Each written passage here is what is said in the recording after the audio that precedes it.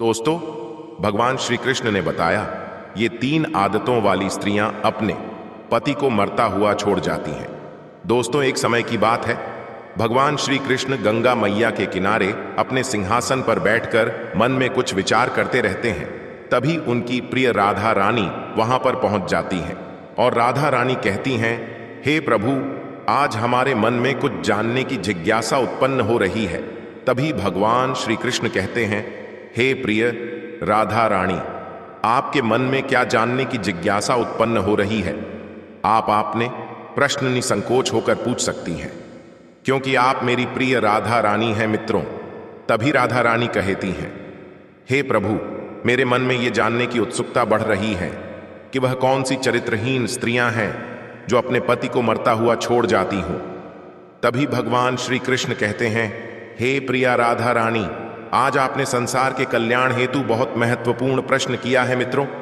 तभी भगवान श्री कृष्ण कहते हैं, हे प्रिय राधा रानी, इस प्रश्न को बताने से पहले हम आपको एक प्राचीन काल की तंत्र महत्वपूर्ण कथा सुनाते हैं। और हे प्रिय राधा रानी, जो लोग इस कथा को ध्यानपूर्वक पूरा सुनते हैं, उन्हें यह पता चल जाता है कि आज के कलयुग में वह कौन सी 3 आदतों वाली स्त्रियां हैं जो अपने पति को मरता हुआ छोड़ जाती हैं। नमस्कार दोस्तों, आप सभी लोगों से निवेदन है कि इस कथा को और कहानी को सुनने से पहले कमेंट बॉक्स में जय श्री कृष्णा लिखकर वीडियो को लाइक करके चैनल को सब्सक्राइब करके बेल आइकन ऑल पर प्रेस कर लीजिए, जिससे आप सभी लोग प्राचीन कथाओं और कहानियों से जुड़े रहें। मित्रों, फिर आगे भगवान श्री कृष्ण कथा को आरंभ करते हैं और कहते हैं, हे प्रिय राधा रानी, प्राचीन काल की बात है। एक नगर में कल्लू नाम का एक सेठ और उसकी पत्नी रहा करते थे। वह अपने राज्य में बहुत दूर दूर तक मशहूर था। उनके घर में खाने पीने की कोई कमी नहीं थी। प्रतिदिन उनके यहाँ अतिथि आते थे। वह सेठ उन सभी अतिथियों को प्रेम पूर्वक घर में ले जाकर आसन पर बिठाकर भोजन कराया करता था। मित्रों, उस सेठ के घर में एक तोता घोंसला बना करके रहता था। वह तोता बड़ा सीधा और निक किस्म का था। सेठ की पत्नी उसे बहुत प्यार करती थी। वह प्रतिदिन उसे खाना पानी दिया करती थी और तोता उसे खाकर सैर को निकल जाता था और शाम को आकर आराम से सो जाता। इसी प्रकार उसका जीवन आराम और सुख शांति से व्यतीत हो रहा था। मित्रों, आगे भगवान श्री कृष्ण कहते हैं, हे प्रिय राधा रानी, एक दिन की बात है। एक दिन तोता खा पीकर सेठ जी के घर के सामने एक पेड़ पर बैठा हुआ था कि तभी एक कौवा वहां से गुजरता है। तभी उस सेठ के घर से भोजन की महक जब कौवा की नाक में आई तो उसको बड़ा अच्छा लगा। वह मन ही मन कहने लगा, अरे वाह, इस घर से क्या खुशबू आ रही है, और घर में तो तोता का घोंसला भी दिखाई दे रहा है। कौवा मकान के सामने ही उसी पेड़ पर बैठ गया और सोचने लगा कि इस तोता ने तो सेठ के घर में ही अपना घोंसला बना रखा है। यह तो खूब अच्छे अच्छे पकवान खाता होगा। इस तोता से मित्रता करनी चाहिए। अगर इससे मित्रता हो गई तो बढ़िया बढ़िया खाना खाने को मिलेगा। मुझे तो 7 जन्मों तक ऐसा खुशबूदार खाना नहीं नसीब होगा जो मुझे यहां होगा। यही सोचकर वह कौवा तोता के बाहर जाने का इंतजार करने लगा। उसकी भूखी नजरें मजेदार खाने पर जमी हुई थी। मित्रों, आगे भगवान श्री कृष्ण कहते हैं, हे प्रिय राधा रानी, कुछ देर बाद जैसे ही सैर करने के लिए तोता वहां से उड़कर गया तो कौवा उसके पीछे पीछे उड़ने लगा। जब कौवा तोता के पीछे लगातार उड़ रहा था तो तोता को एहसास होने लगा कि यह कौवा मेरा पीछा कर रहा है। यह तो बड़ा चालाक बुद्धि प्राणी लग रहा है, इससे तो मुझे भगवान ही बचाएं। कौवा लगातार उसका पीछा कर रहा था। आखिर तंग आकर तोता ने पूछ ही लिया, अरे कौवा भाई, तुम मेरा पीछा क्यों कर रहे हो मित्रों? तब तोता की बात सुनकर कौवा हंसने लगा और बोला कि हे तोता भाई, तुम बड़े नेक और गुणवान प्राणी हो। हम पक्षियों में तुम जैसा गुणी और बुद्धिमान कोई नहीं है। बस यही कारण है कि मैं तुमसे मित्रता करना चाहता हूं। दोस्तों, तब तोता बोला, तुम्हारी और हमारी मित्रता कैसे हो सकती है? हम सीधे साधे शाकाहारी जीव हैं और तुम चालाक और मांसाहारी जीव हो। हमारी तुम्हारी दोस्ती कदापि नहीं हो सकती। कौवा बोला, अरे भाई, तोता मांस खाने से कोई प्राणी बुरा थोड़ी ना हो जाता है, और जहां तक सीधा और चालाक होने की बात है तो भैया, सभी एक जैसे नहीं होते। कुछ चालाक और दुष्ट प्राणी तो हर समुदाय में होते हैं। एक के कारण पूरे समुदाय को बदनाम करना उचित नहीं है। तोता कहता है, नहीं भाई, मैं तुम्हारी बातों में नहीं आ सकता। तुम किसी और को अपना मित्र बना लो। कौवा कहने लगा, अरे तोता भाई, हमें तो वैसे ही लोग धुतकारते रहते हैं, क्योंकि हम जरा दिखने में कुरूप प्राणी हैं। अब तुम भी क्या मुझे धुत कर दोगे? मैं तो सोच रहा था कि तुम्हारी संगत में रहकर मुझ में भी कुछ अक्ल आ जाएगी। दोस्तों, यह कहकर कौवा ने ऐसा नाटक किया मानो वह बहुत दुखी हो, बहुत लाचार हो और अभी ही रो देगा। तब तोता को उस पर दया आ गई और वह बोला, लेकिन कौवा भाई, मैं तुमसे मित्रता कर भी लूं तो हम दोनों एक साथ कैसे रह सकते हैं? हम में तो कोई समानता ही नहीं है, हमारा कोई मेल ही नहीं है। कौवा कहता है, अरे तोता भाई, समानता तो अपने आप आ जाएगी। मैं तुम्हारे जैसा ही खान पान कर लूंगा, जैसा व्यवहार लोगों के साथ तुम करते हो वैसा ही मैं भी करूंगा। तोता ने कहा, ठीक है, यदि तुम जिद करते हो तो हम दोनों एक साथ रह लेंगे।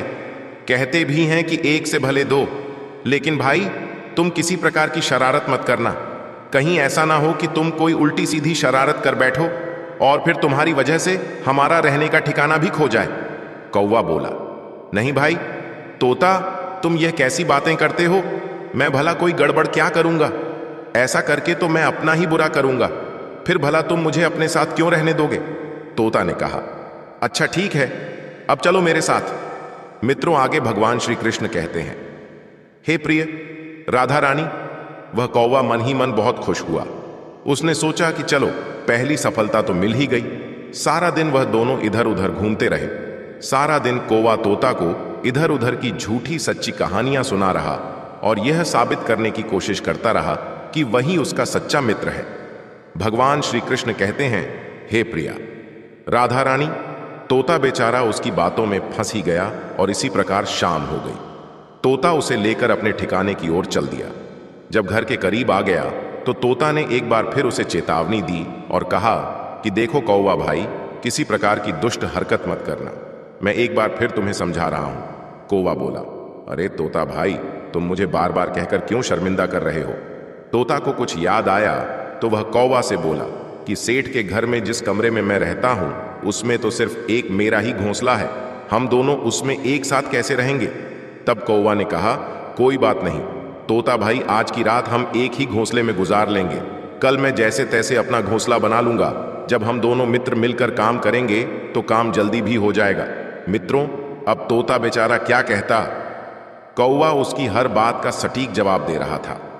अंत में तोता ने चुप रहना ही ठीक समझा। तोता को सेठ के घर से कोई खतरा नहीं था, क्योंकि वह जानता था कि सेठ की पत्नी बड़ी दयालु है। वह कौवा को मेरा मित्र समझकर इसे भी वहां रहने के लिए स्थान दे देगी। दोस्तों, उधर जब रहने की समस्या भी दूर हो गई तो कौवे ने सोचा कि उसको दूसरी सफलता भी मिल गई। दर्शकों, उस रात कौवे को भी तोता के साथ स्वादिष्ट देसी घी का दाल भात और पकवान खाने को मिले। एक तो खाना पका हुआ और वह भी देसी घी का था। कौवे ने तो वह सब खाया और फिर आराम से सो गया। दूसरे दिन कौवा ने तोता की मदद से वहीं पर ही एक कोने में अपना घोंसला बना लिया। मित्रों, सेठ की पत्नी ने तोता के साथ कौवा का घोंसला देखा तो वह मन ही मन बहुत खुश हुई, लेकिन वह सोचने लगी कि कौवे तो चालाक और शरारती होते हैं, कहीं कल को यह इस सीधे साधे तोता को कोई नुकसान न पहुंचा दे। लेकिन वह बेचारा कर भी क्या सकता था। मित्रों, भगवान श्री कृष्ण कहते हैं, हे प्रिय राधा रानी। इस प्रकार वह दोनों मित्र बड़े आराम से सेठ के घर में रहने लगे। फिर एक दिन की बात है, सेठ के यहाँ कुछ मेहमान आने वाले थे, इसलिए घर में अच्छे अच्छे स्वादिष्ट पकवान बन रहे थे। सेठ जी ने अपने मेहमानों के लिए मछली मंगवाई थी। खाना बनाने वाली दाई रसोई में मछली साफ कर रही थी, तो इधर अपने घोंसले में बैठा कौवा सोच रहा था, अरे वाह, आज तो मजा आ जाएगा। बहुत दिनों के बाद मसालेदार तली हुई मछली खाने को मिलेगी। मित्रों, वह कौवा फिर चुपचाप अपने घोंसले में बैठा सोचता रहा था कि कैसे मछली पर हाथ साफ किया जाए।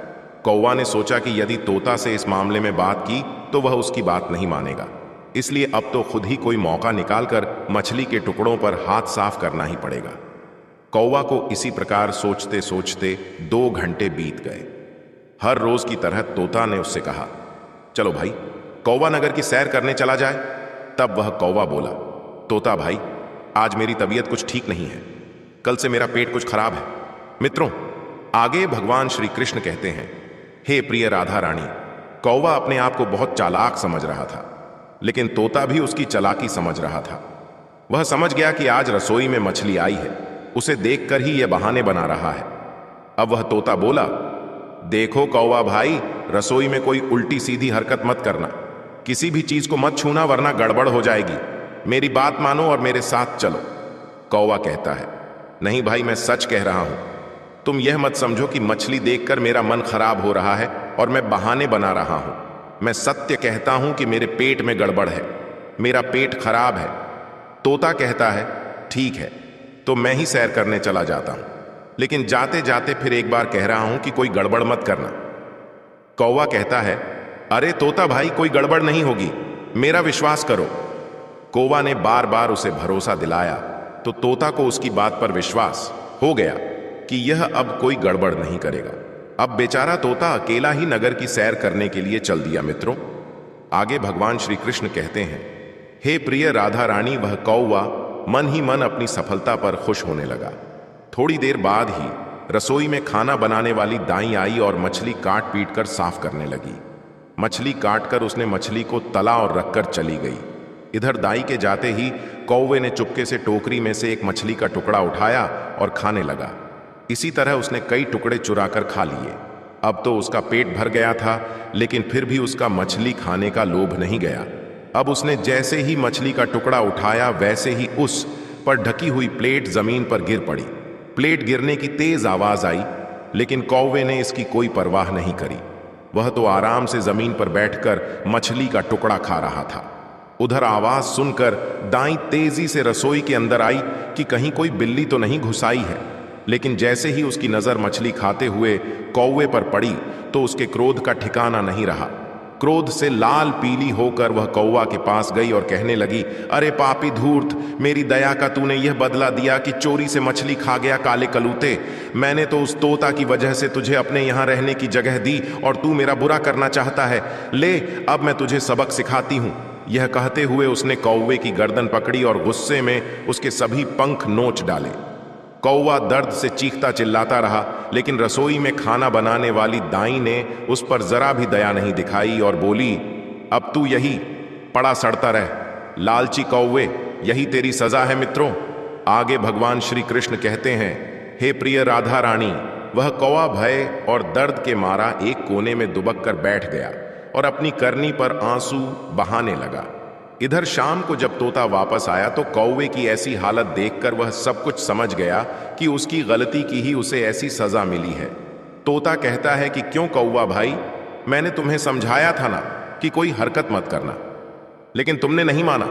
शायद तुम नहीं जानते, इंसान को थोड़े में ही संतोष करना चाहिए, लेकिन तुमने लालच में दाई का नुकसान पहुंचाया और दाई ने तेरी यह हालत बना डाली। इसीलिए कहते हैं, थोड़े में सब्र करना सीखो। जो तेरे अंदर नहीं था, तेरे अंदर लोभ लालच सब कुछ आ गया था, सब्र करने की भी शक्ति नहीं रही और तूने ऐसी गलती कर दी कि जिसका परिणाम आज तू बैठा बैठा भुगत रहा है।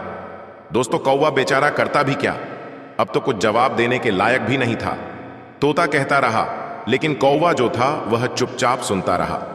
मित्रों, आगे भगवान श्री कृष्ण कहते हैं, हे प्रिय राधा रानी, वह तोता कहता है, अरे कौवा, तेरी आदत की तरह ही यह 3 आदतों वाली स्त्रियां जिस घर में रहती हैं, तो वह अपने पति को मरता हुआ ही छोड़ जाती है, जिसके कारण उसका पति जीवन भर दुख भोगता रहता है, जीवन भर रोता रहता है। तब कौवा कहता है कि हे तोता, वह कौन सी स्त्रियां हैं? मित्रों, आगे भगवान श्री कृष्ण कहते हैं, हे प्रिय राधा रानी, अब आप ध्यान से सुनना। फिर तोता कौवा को बताता है कि वह 3 आदतों वाली स्त्रियां कौन हैं जो अपने पति को मरता हुआ ही छोड़ जाती हैं। तोता कहता है कि नंबर 1, लालची।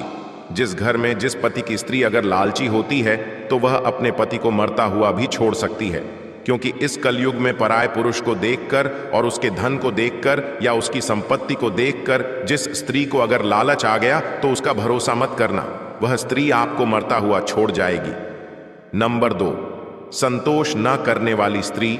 जिस स्त्री के अंदर संतोष नहीं होता है, भगवान ने उसे जैसा पति दिया है, चाहे उसका पति अच्छा हो, लेकिन उससे भी अच्छा पुरुष अगर उसकी दृष्टि में पड़ गया तो वह सोचने लगेगी कि हमारा पति तो बेकार है और यह पुरुष बहुत बढ़िया आदमी है, हमें इसी के साथ रहना चाहिए। जिस स्त्री को अपने पति को देखकर संतोष नहीं है, अपने घर की धन संपत्ति को देखकर के संतोष नहीं है, तो वह भी स्त्री आपको मरता हुआ ही छोड़ जाएगी, आपका जीवन भर साथ नहीं निभाएगी।